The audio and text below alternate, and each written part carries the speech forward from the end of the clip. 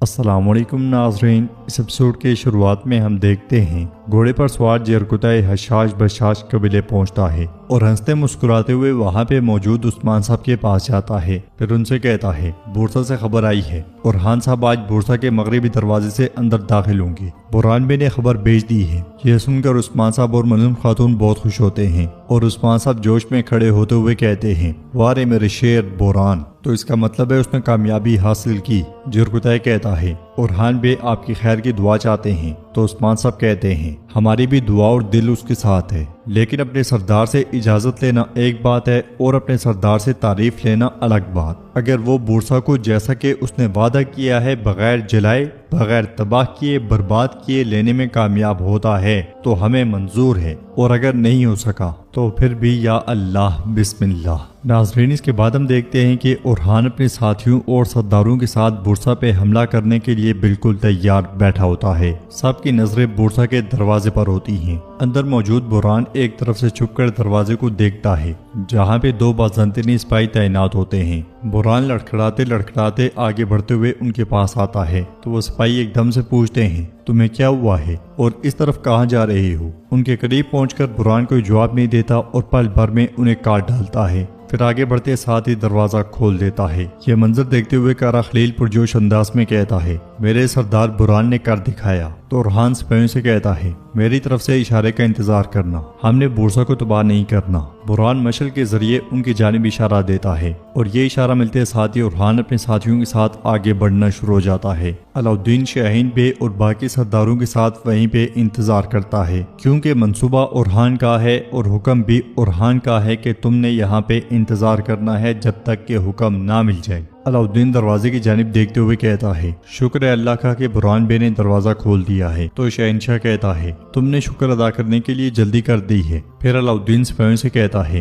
ہم اورحان بے کے اشارے سے حملہ کریں گے، ہر کوئی تیار رہے۔ اورحان اپنے ساتھیوں کے ساتھ اللہ اکبر کی صدائیں کہتے ہوئے بورسا کی جانب بڑھتا ہے، مگر اسی لمحے برہان کو ایک تیر آ لگتا ہے، مشل اس کے ہاتھ سے گر جاتی ہے۔ یہ منظر دیکھ کے اورحان، علاؤالدین، شاہین شاہ سب بہت پریشان ہو جاتے ہیں۔ برہان کو دوسرا تیر لگتا ہے تو اورحان کا خون کھول اٹھتا ہے، وہ سر پٹ اپنے ساتھیوں کے ساتھ دروازے کی جانب بھاگتا ہے۔ علاؤالدین کے ساتھی حرکت کرنے ہی لگتے ہیں مگر علاؤالدین انہیں روک دیتا ہے اور کہتا ہے اشارے کا انتظار کرو۔ تیر لگنے کے باوجود برہان آگے بڑھتا ہے اور لڑائی میں کود پڑتا ہے۔ اورحان بھی بورسا میں داخل ہوتے ساتھ ہی اپنا قہر ڈھا دیتا ہے، مگر بازنطینی سپاہی برہان کو قابو کر لیتے ہیں اور اسے کھینچتے ہوئے لے جاتے ہیں۔ اورحان کا دستہ جیسے ہی قلعے میں داخل ہوتا ہے بلندی پر موجود بازنطینی سپاہی حرکت میں آ جاتے ہیں اور ابلتا ہوا تیل ان پہ ڈالتے ہیں۔ اورحان کا جوش و جذبہ آسمان کی بلندیوں کو چھو رہا ہوتا ہے، وہ کافروں کی صفوں کو چیرتا ہوا آگے بڑھتا ہی چلا جاتا ہے،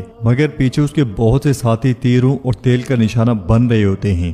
دمرول اور کارا خلیل اورحان کا بھرپور ساتھ دیتے ہیں اور اس کے دائیں بائیں کافروں کو کاٹ رہے ہوتے ہیں۔ بلندی پر سے پوری آب و تاب کے ساتھ تیر برس رہے ہوتے ہیں۔ جنگ میں بازنطینیوں کے تیر یہ نہیں دیکھتے کہ سامنے اپنا ہے یا دشمن، بس برستے ہیں اور برستے ہی چلے جاتے ہیں۔ اپنے آس پاس موجود کافروں کو جہنم واصل کرنے کے بعد اورحان قلعے کے اندرونی حصے میں داخل ہونے ہی لگتا ہے کہ ایک دروازہ اس کے سامنے آ گرتا ہے، باہر کا دروازہ بھی بند ہو جاتا ہے اور وہ بیچ میں پھنس جاتے ہیں۔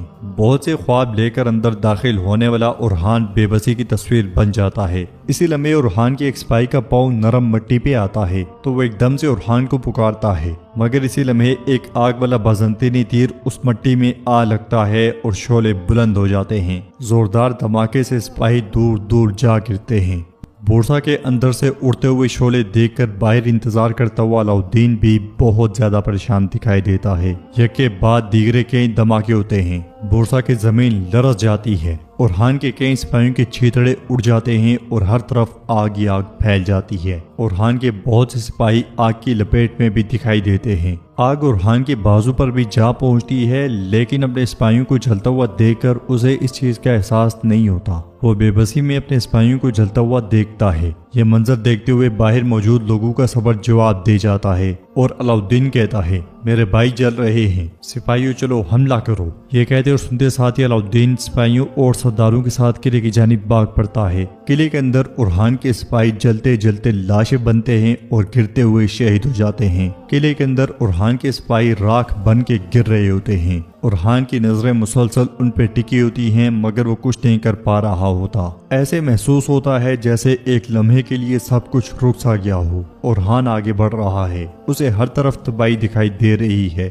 جلتے ہوئے سپاہی، اڑتے ہوئے تیر، آگ والے تیر، راکھ بنتے سپاہی، ہوا میں تلواریں، بس تباہی اور صرف تباہی۔ یہ صرف اورحان کا خیال ہوتا ہے کیونکہ وہ ایک قدم بھی نہیں ہلا پا رہا ہوتا اور مکمل طور پہ سکتے میں ہوتا ہے۔ کارا خلیل اس کے پاس آتا ہے اور اس کے بازو پہ لگی ہوئی آگ بجھاتا ہے۔ باہر علاؤالدین سرداروں اور سپاہیوں کے ساتھ دروازے کے پاس پہنچتا ہی ہے کہ ان پر اندھا دھند تیر برسا دیے جاتے ہیں۔ سردار شہنشاہ بھی بڑی جرأت اور بہادری کے ساتھ آگے بڑھتا ہے۔ آخر کار وہ سب بھاگتے ہوئے دروازے تک جا پہنچتے ہیں مگر دروازہ بند ہوتا ہے اور اوپر سے تیر نہیں رکتے۔ کئی ڈالوں میں لگتے ہیں اور کئی شہید گر آ جاتے ہیں۔ علاؤالدین، شہنشاہ اور باقی سب چیخ چیخ کے انہیں پکار رہے ہوتے ہیں مگر اورحان اب بھی سکتے میں ہوتا ہے اور کوئی آواز نہیں سن پا رہا ہوتا۔ یہ دیکھ کر وہ سب دروازہ کھولنے کی بھرپور کوشش کرتے ہیں۔ علاؤالدین کی زبان پہ مسلسل اورحان اورحان اورحان ہوتا ہے۔ اس لمحے پیچھے سے گورنر ساروس فلاویوس کے ساتھ سامنے آتا ہے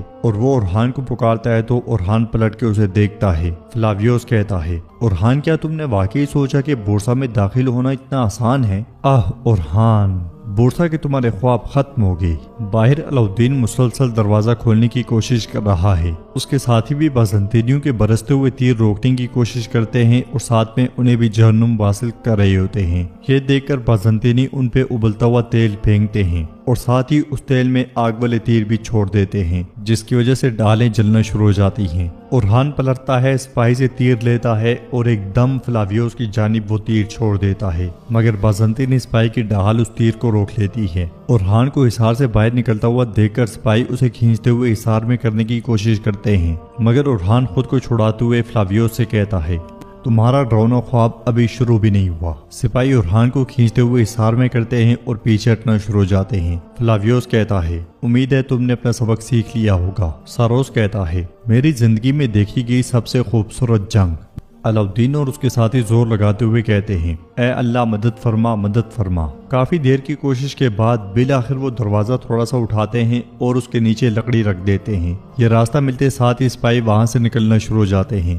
وہ ساتھ میں زخمیوں کو بھی نکالنے کی کوشش کرتے ہیں۔ آہستہ آہستہ اورحان اور اس کے باقی سب ساتھی بھی نکلنے میں کامیاب ہو جاتے ہیں۔ اگلے منظر میں اورحان بہت غصے میں کراڑکا جا پہنچتا ہے۔ وہ میز کا سہارا لیتا ہے اور ان تمام واقعات کو یاد کرتا ہے جو بورسا میں اس کے ساتھ بیتے ہیں۔ دھماکے، سپاہیوں کا جلنا، جلسنا، شہید ہونا، تباہی، سب کچھ۔ ان خیالات کے بعد اورحان بہت غصے میں میز الٹ دیتا ہے۔ اسی لمحے اس کے ساتھی دمرل اور بلبان وہاں پہ آتے ہیں اور دمرل کہتا ہے، نہ گرنے والی ذات صرف اللہ کی ہے، آپ صرف ہمارے سردار نہیں بلکہ ہمارے بڑے بھائی ہیں۔ بلبان کہتا ہے، ہماری جان آپ پر فدا ہو، اگر آپ نے اپنا غصہ نکالنا ہے تو ہمارے جسم حاضر ہیں۔ یہ سن کے اورحان کہتا ہے، ہائے میرے دمرل، ہائے میرے بلبان، تم دونوں میری جان کے ساتھی ہو۔ بلبان کہتا ہے، قید میں گرنے سے بہتر ہے کہ ہم کالی مٹی میں گر جائیں، کالی مٹی ہماری قبر بن جائے۔ اورحان کہتا ہے، انتظار کرو، ہمیں بورسا لینا ہے، اب بتاؤ جو قیدی تم لائے ہو کیا وہ ٹھیک ہے؟ تو بلبان کہتا ہے، اگر وہ مر گیا تو میں اسے اس کے پیدا ہونے پہ افسوس دلاؤں گا۔ اس لیے میں وہاں پہ کارا خلیل آتا ہے، اسے دیکھ کے اورحان کہتا ہے، جنگ میں چمکنے والی تمہاری آنکھوں کی روشنی بجھ گئی ہے، کیا خیریت ہے؟ تو خلیل کہتا ہے،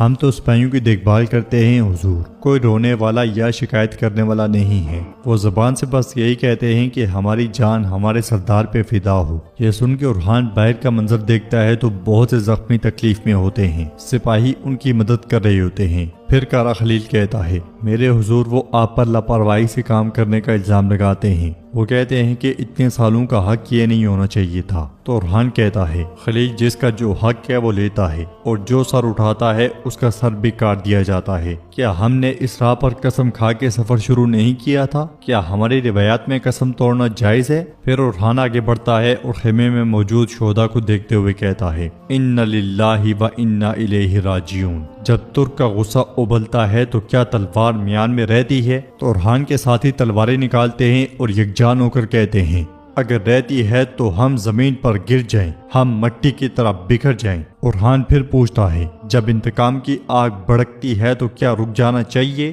جواب میں اس کے جانباز کہتے ہیں اگر ہم رکتے ہیں تو ہمیں اس تلوار سے کاٹ دیا جائے جو آسمان میں جا کر سرخ ہو کر نکلتی ہے۔ پھر اورحان کہتا ہے اب وہ مجھے بورسا لینے سے روک نہیں پائیں گے۔ بورسا میرے دادا ارطغرل اور میرے بابا عثمان کا خواب ہے، اگر ہم اس خواب کو پورا نہیں کر سکتے تو اللہ کی لعنت ہو ہم پہ، ہم بورسا فتح کریں گے۔ اللہ ہمارا مددگار حامی و ناصر ہو۔ اب جاؤ اور اس قیدی سے بات کرو، جو کچھ وہ جانتا ہے معلوم کرو، اپنے شہداء کا انتقام نہ لینا ہمیں زیب نہیں دیتا۔ چلو شاباش۔ یہ سنتے ساتھی اورحان کے جانباز چلے جاتے ہیں۔ ناظرین اس کے بعد ہم دیکھتے ہیں کہ کائی قبیلے میں ملعون خاتون دیدار کے ساتھ آگے بڑھ رہی ہے۔ دیدار کہتی ہے محاصرے نے عوام کی کمر توڑ دی ہے۔